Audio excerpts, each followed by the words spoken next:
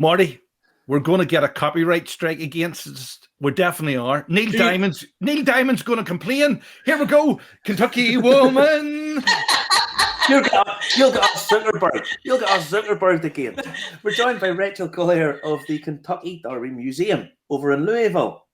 So how are we? Are we good? Hey, good. We're doing good, guys. Thanks so much for having me on. Now, hold on a minute, Marty. Is it Derby or Derby? See, Americans and the Brits can divide it by a common language. You have to ask the expert who it is. It is the Kentucky Derby. We do know it came from Derby. Derby is where it originated from.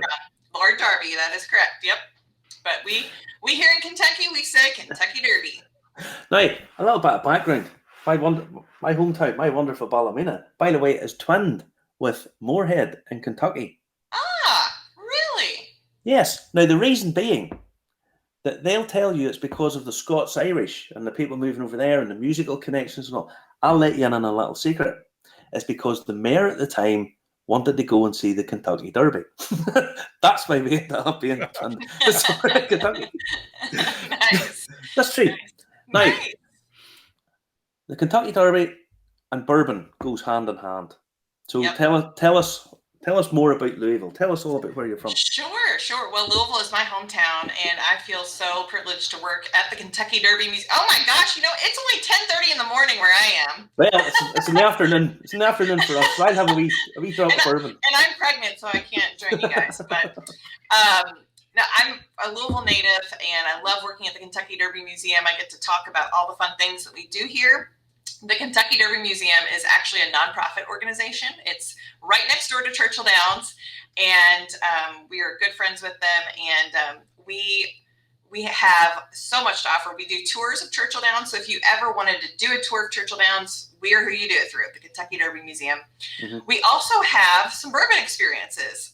You're right, bourbon and the Derby go hand in hand. There's a long, rich history there with mint juleps. Do you guys like mint juleps? Have you ever had one? He's the cocktail guy. He loves all that stuff. Oh, anything like that. We love. Well, I love. I'll drink his as well. Well, we have a tour that we do here at the Kentucky Derby Museum called our Bourbon and Bridles Tour, and it intertwines the history of bourbon and horses in Kentucky. So you get to tour Churchill Downs and learn about that history, and then you come back to the museum where you get to do a bourbon tasting, and you get to learn to make your own mint julep. Famous drink of Kentucky, the mint julep, and we will explain to you why you spank the mint. Don't muddle it. You got to spank it. You'll get Justin all excited for doing that there. We'll get Zuckerberg. And the reason why is because if you muddle the leaves, you bruise the leaves. But slapping the mint just releases that oil into the mint julep. But you'll learn all of that on our Bourbon and Bridles tour. It's a really fun. You guys would have a blast on it. So we have that. We have other bourbon experiences too. There's a Hermitage Farm Kentucky Derby Museum tour where it starts out here at the museum. And you get to explore all of our exhibits, watch our amazing movie that's in a 360-degree theater. And then you get to go out to one of Kentucky's horse farms, which is beautiful. It's called Hermitage Farm. And you get to see real live thoroughbreds, and you do a bourbon tasting there. And it's just it's like the ultimate Kentucky experience. If you want to experience Kentucky, that is the tour to do. It's just everything all rolled into one, Kentucky in a day. Yes. Now, the Kentucky Derby it's about 150 years old, isn't it? It's rough, something like that. Yeah, we are approaching 150 in a couple of years. We are at year 147. Mm-hmm. Just had Derby 147. So the Derby in May will be Derby 148. 148. And now, how important is the Derby to Kentuckians? I mean, this is a massive race. It's a huge thing. Sure. It's hard to explain. My husband's not from Louisville. He's from Nashville, and he's like, he just doesn't get it. And he's starting to get it now that I work here. I've been here for about 2.5 years. But I like to say to our guests who come and watch the 360-degree movie that I was telling you about, it is the best way for an outsider to understand why we are so crazy about the Derby here in Louisville, Kentucky. It is just part of our history. It's part of our It's a tradition here in our city. It's a huge deal for our state. It brings in the economic impact is so huge. And it is the longest continually running sporting event in the United States. Yeah. So it has never not run. It was only delayed last year, and the other ones have missed it because of other things like I think wars and on occasions. World War II, back in the 40s. It was delayed until there was a June Derby one year. But since 1875, it has never been canceled. And I don't think we're ever going to see that because it's just a tradition that has to go. So it has to continue. So. Yeah, well, these things are important. You know, that continuity with stuff that is really, really important.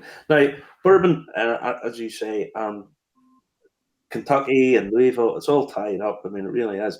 There's new distillery products coming out in Louisville as well, isn't there? There's, I think, as Angel's Envy have Angel's Envy, yes. I mean, we say here there's a statistic that there are more bourbon barrels in Kentucky than there are people. Yeah. It used to be one bourbon barrel for every person. I think it's like doubled now or something crazy.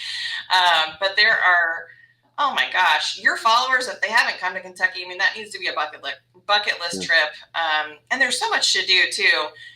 You know, a lot of our attractions like the Kentucky Derby Museum have bourbon experiences intertwined. So you can kind of, Louisville Slugger Museum is another. You know about the Louisville Slugger bats?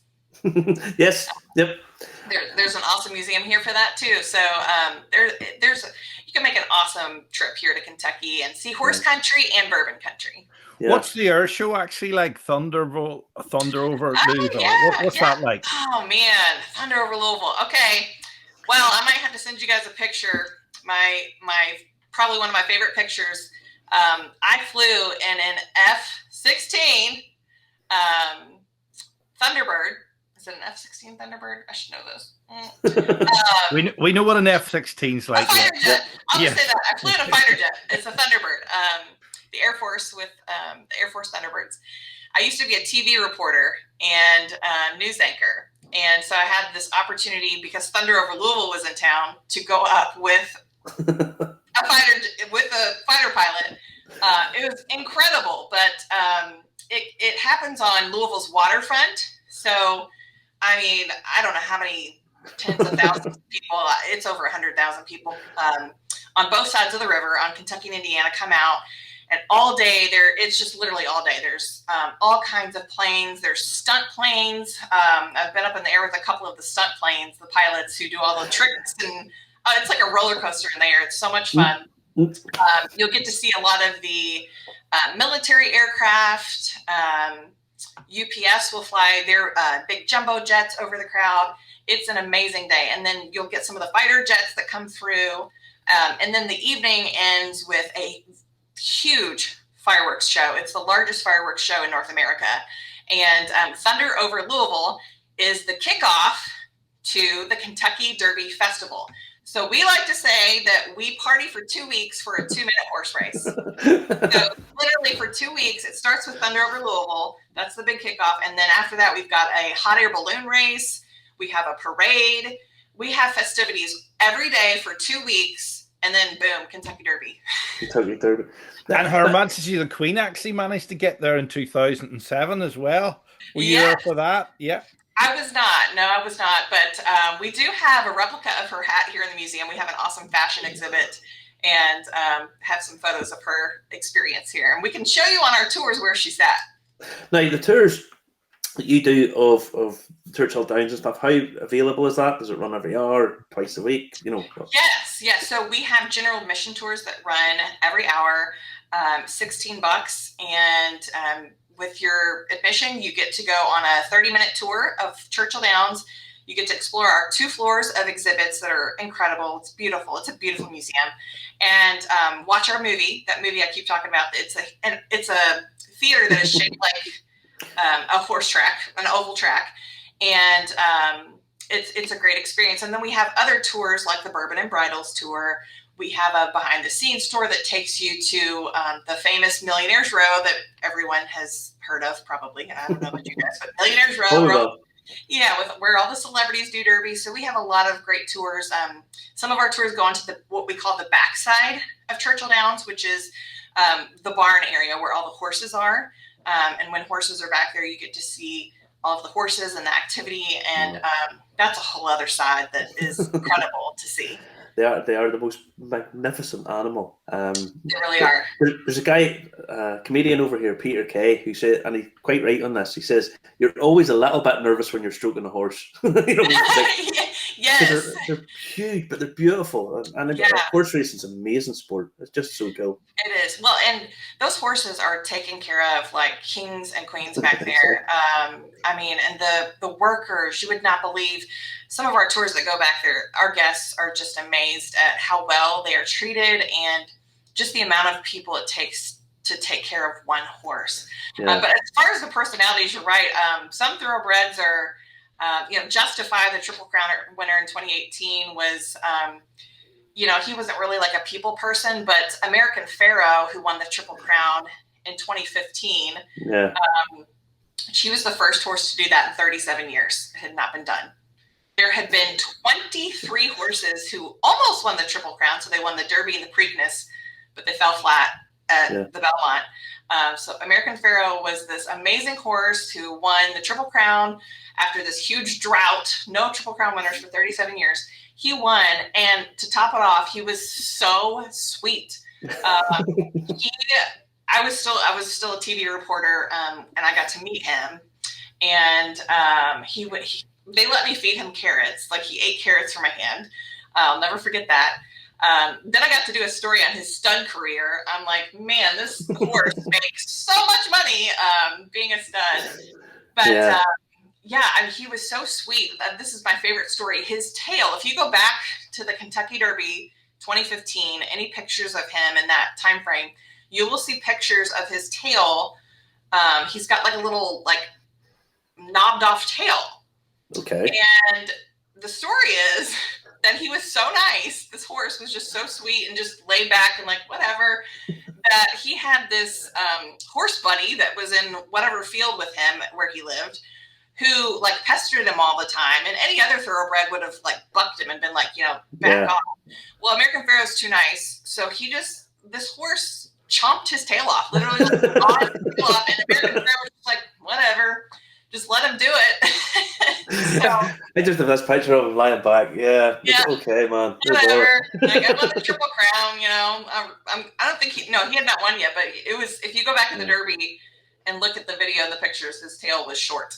He just whatever, just eat my tail off, whatever. Do they feed the horses on any leftovers from the distilleries or anything like that? Do they? Now. The fastest ever ran was Secretariat, wasn't it? Oh, yes. Secretariat is the greatest horse of all time. He set records for the Derby, the Preakness, and the Belmont Stakes that still stand today. No horse has ever beaten his 3 records. Incredible. And actually, you'll learn on our tour, one of the most surprising facts that our guests learn about on our tours, they did a necropsy on him after he died, and his heart weighed like 3 times what a normal thoroughbred's heart would weigh. I think it was over 20 pounds. I can't recall what the normal weight is of a horse's heart, but his was over 20 pounds. Yeah, that's incredible. I mean, the whole history and tradition with the Kentucky Derby. I mean, you say about the Belmont. The Belmont, it's not really. It doesn't have the same cachet. It really doesn't. It doesn't have the sort of same history. Yeah, the Derby is just. There's so much pageantry involved. The hats, the fashion. I mean, when you are here on Derby Day, there's just something in the air. I don't know what it is. I guess we goosebumps talking about it. It's definitely a bucket list item. Anybody watching, I mean, oh gosh, and go. I will say, go watch Secretariat's Belmont. Go watch that. It is, oh my gosh, he is like 20 links ahead. I don't know how many links. I should know that, but he is. There's like nobody even near him. Like nobody touched him. Louisville is the birthplace of my all-time hero, Muhammad Ali. I just say that. Just put that out. My absolute all-time hero, bar none. He's just the greatest human being probably of all time. So if I just put that in, I'm not really sure why, but it just is, because it's any chance I get to talk about Muhammad Ali, I do. Yeah, well, we do you know we have an Ali museum here? I have heard rumors of it. Yeah.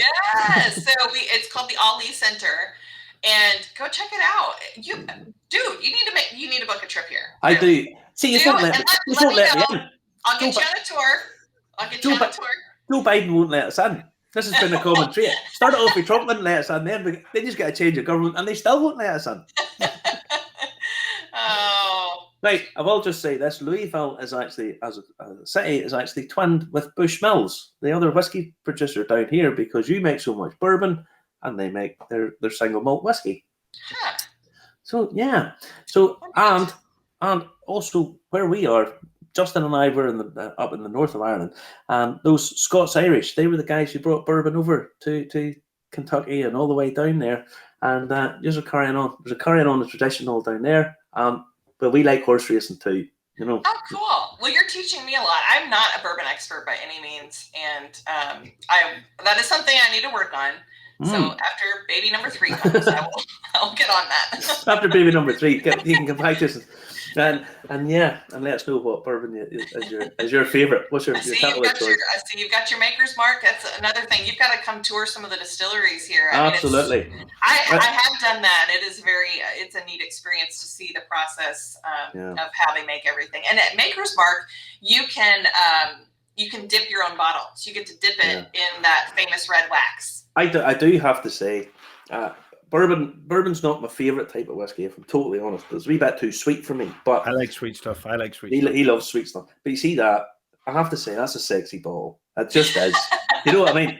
It stands out. All that sort of red. It's I don't pretty. know. It's beautiful. Yeah. It just pangs off the shelf. It really does. Right, Rachel, thanks very much for joining us.